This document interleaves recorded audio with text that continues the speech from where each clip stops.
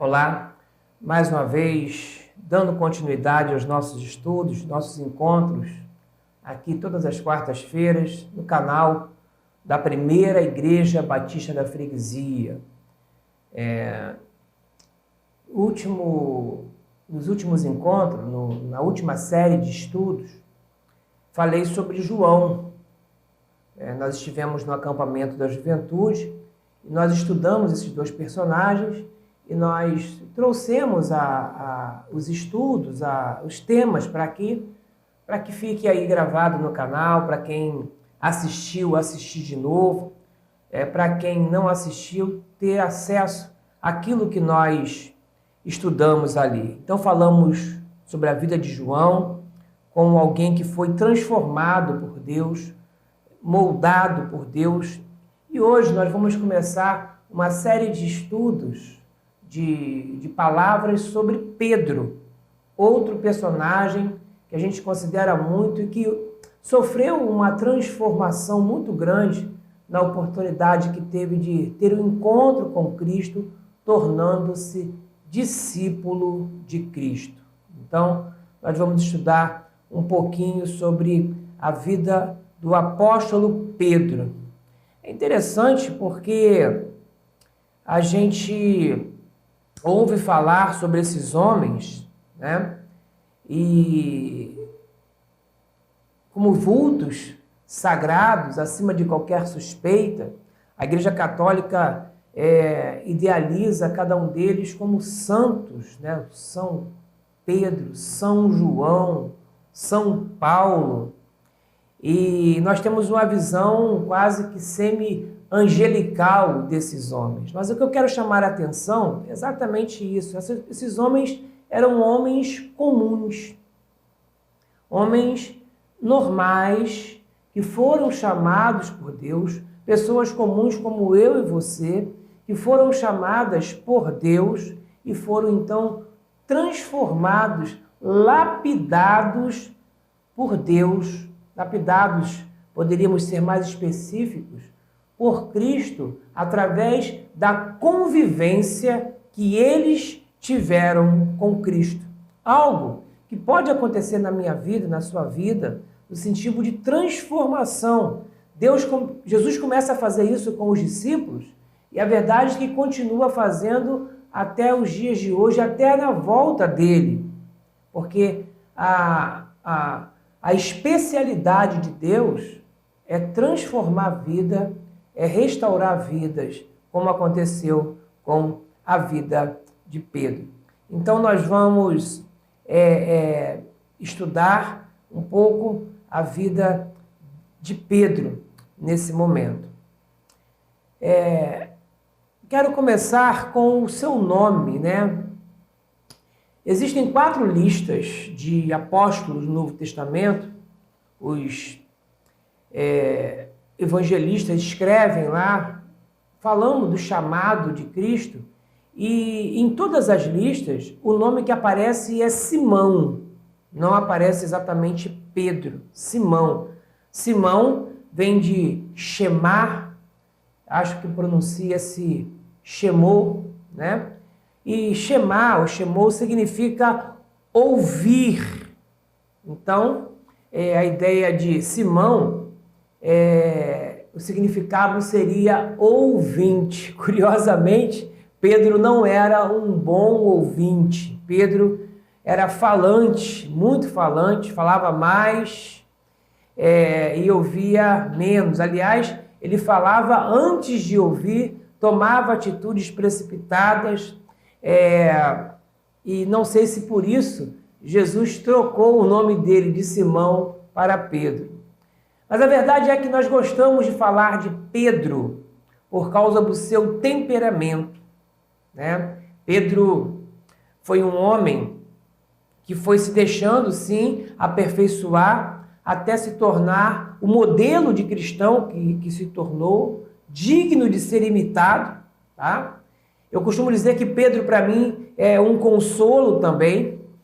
Primeiro porque lidar com ele não era fácil, e Jesus aprendeu a lidar com Pedro, a ter paciência com Pedro. E se Jesus teve paciência com Pedro, ele vai ter com a minha vida também. Por isso que eu gosto também de Pedro.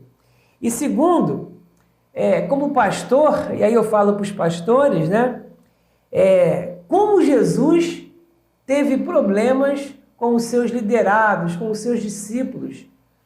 Discípulos que Jesus orou antes de escolher. E ele escolheu um grupo seleto ali, 12. Tá? E ele teve problemas. Então, assim, pastorear é difícil, liderar é difícil. Então, tudo isso nós vemos na vida de Pedro, no desenvolvimento da história de Pedro. Mas eu quero analisar, ao longo dessas próximas semanas, 4 etapas da vida de Pedro, tá? Para que a gente possa entender um pouquinho. Eu dividi em 4 etapas, serão mensagens curtas, estudos curtos, para que você possa ouvir tranquilamente, até como um podcast, aí no seu carro, enquanto faz uma atividade. Mas nós vamos acompanhando a cada semana o desenvolvimento, então, da vida, da história de Pedro. E o primeiro momento, que é o estudo de hoje, eu quero falar do grande desafio de Pedro. Quero falar do chamado de Pedro. Quero ler Marcos 1,16, que diz assim: E andando junto do mar da Galileia, viu a Simão e a André, irmão de Simão, os quais lançavam a rede ao mar, pois eram pescadores. Então, até aqui. Reparem numa questão inicial. Como se dá o chamado desses homens? É curioso isso, mas embora eles tivessem uma certa expectativa sobre o Messias, Jesus era um desconhecido. Jesus, o Cristo, que nós sabemos quem é, o significado que tem para nós, ele era um desconhecido ali. Ele não tinha uma credencial, um retrospecto a ser apresentado. E esse homem, então, desconhecido, Jesus, ele chega diante deles, aqui no caso diante de Pedro, e diz: segue-me. E aqueles homens deixam as redes e começam a seguir a Jesus. Gente, por mais que eles tivessem uma certa expectativa, por mais que eles tivessem alguma informação sobre Pedro, foi um ato de muita fé. Foi um ato de desprendimento, de coragem e tantos outros adjetivos que a gente possa citar sobre a atitude desses homens, a atitude de Pedro. Porque não havia nenhuma garantia de que Jesus não era mais um impostor. A história vai dizer que várias pessoas se passaram pelo Messias, se diziam Jesus, até os dias de hoje aparece isso, né? Mas eles acreditaram, eles confiaram de tal forma naquele convite que deixaram os seus afazeres, deixaram ali o seu trabalho, seu ganha-pão, e foi seguir Jesus. O que isso nos ensina? Hoje, muitos querem seguir a Cristo? Sim, muitos querem, mas querem garantias. Jesus, eu te sigo se isso acontecer na minha vida. Jesus, eu te sigo se eu tiver tais benefícios. Eu te sigo se os meus problemas acabarem, se eu for curado, se eu for abençoado, se eu conseguir coisas. Então, muita gente quer barganhar com Deus, quer negociar com Deus, e Pedro não negociou. Ele foi chamado e atendeu o chamado de Cristo. Em alguns casos hoje, parece que Deus tem que fazer coisas extraordinárias, né? Cumprir promessas para que convença as pessoas, né, a passar para o lado dele, a segui-lo. Mas grave isso, a verdadeira fé não pede garantias. A verdadeira fé aceita desafios. Eu vou repetir, a verdadeira fé não aceita, não pede garantias, mas aceita desafios. A fé aceita o chamado de Cristo. A fé se compromete com Cristo. E qual era, então, o grande desafio de Pedro? Pedro tinha diante dele uma decisão a ser tomada, uma opção a fazer. Continuar sendo um pescador ou se tornar um discípulo de Jesus, né? Aliás, Jesus diz assim: segue-me e farei de vocês pescadores de homens. Não pense que isso era fácil de ser entendido ali. Pedro escolheu ser pescador de homens. Nós vamos ver em Atos, ele pregando e 3.000, 5.000 almas se convertendo. Interessante isso. Então Pedro teve que optar em pescar peixes ou pescar homens. Será que isso daria certo?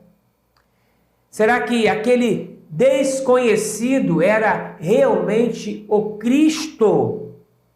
Será que valeria a pena deixar ali o seu trabalho, o seu emprego, para seguir aquele homem, aquela proposta que aparentemente não oferecia muita coisa? Olha, sabe o que aconteceu? Aquele desconhecido tornou-se o homem mais conhecido de todos os tempos. Olha só como deu certo, né? Aquele desconhecido marcou o mundo, a história, dividindo a história entre antes dele e depois dele. Aquele homem, aparentemente sem relevância social, tornou-se o homem mais importante de todos os tempos. Aquele homem que um dia parou diante de Pedro e propôs um desafio, tornou-se o homem mais importante da história. Eu sempre digo que é impressionante, por mais perseguido que seja, a importância de Jesus. Nunca compôs uma música e nunca teve um personagem na história com mais músicas que citam ele. Nunca escreveu um livro, não existe um personagem na história com mais livros dedicados a ele, falando sobre a vida dele, ou acerca do que ele falou. Nunca dirigiu ou fez um filme, e não existe um personagem com mais filmes reeditados, uma história que mais seja, com mais releituras do que a história de Jesus Cristo. Aí a gente pergunta, e se Pedro ficasse com as redes? Quem seria Pedro hoje? Será que nós estaríamos aqui com toda essa modernidade no canal do YouTube? No ano de 2022, falando sobre Pedro, 2.000 anos depois? Há 2.000 anos atrás, ele fez uma escolha que eternizou o seu nome. Queridos, o que eu quero dizer nesse pequeno estudo, nessa oportunidade? A história de Pedro se repete com muitas pessoas. É a história de muita gente. Cristo desafia as pessoas a segui-lo até o dia de hoje. Cristo tem chamado pessoas diariamente a segui-lo, a estar ao lado dele, a ter uma vida de dedicação, a ter uma convivência com ele, com a palavra dele, com o evangelho dele. Porém, muitos preferem ficar com as mesmices de suas próprias vidas.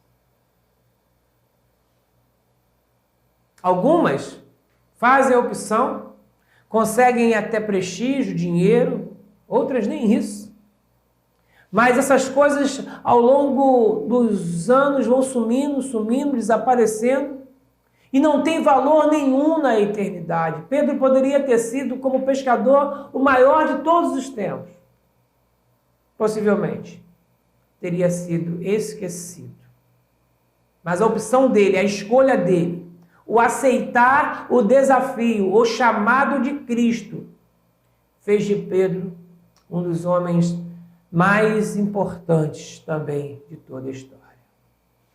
Esse é o Evangelho. Eu gosto de pensar o Evangelho, a igreja em si, como um local fascinante, porque a igreja é o lugar onde um leigo, até um analfabeto, ele pode dar aula para um doutor. Se esse analfabeto conhecer a palavra, né? se tiver um testemunho de vida a ser transmitido, um doutor carente de Cristo para ouvi-lo e aprender com ele. Como eu vi professores, e eu tive professores de escola dominical que não tinham estudos, mas tinham conhecimento da palavra e me ensinaram muito, tornando-se pessoas importantes na minha vida e na vida de tanta gente. Muitos rejeitam isso, rejeitam o desafio de seguir a Cristo, porque estão preocupados com aquilo que terão de deixar.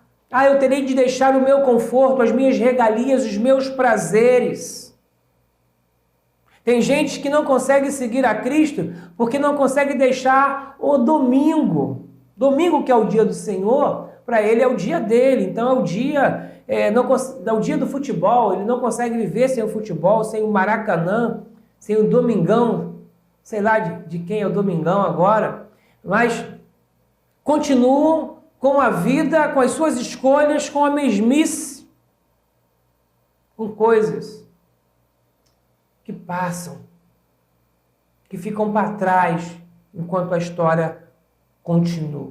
Pedro deixou as redes, Pedro deixou o seu emprego, ele deixou o certo, talvez pelo duvidoso, mas num ato de fé, ele percebeu que aquele homem tinha algo diferente para oferecer para ele.